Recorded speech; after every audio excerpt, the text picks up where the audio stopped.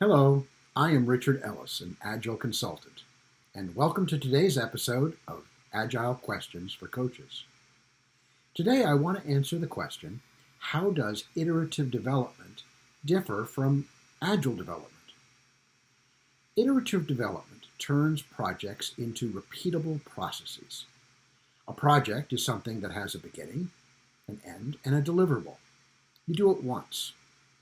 A process is something you can repeat over and over. So instead of launching a year-long software development project, we develop a capability that delivers new or improved software every 2 weeks. A process can be plotted, measured, improved, controlled to become better and better.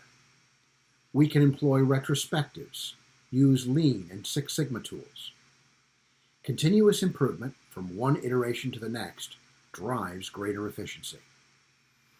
Efficiency and continuous improvement is important, but customer value is why organizations are in business. Agile is an orientation toward the customer rather than toward internal organizational needs. Agile delivers to the customer what they want quickly.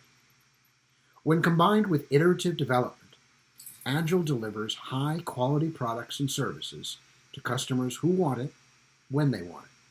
Thanks for watching.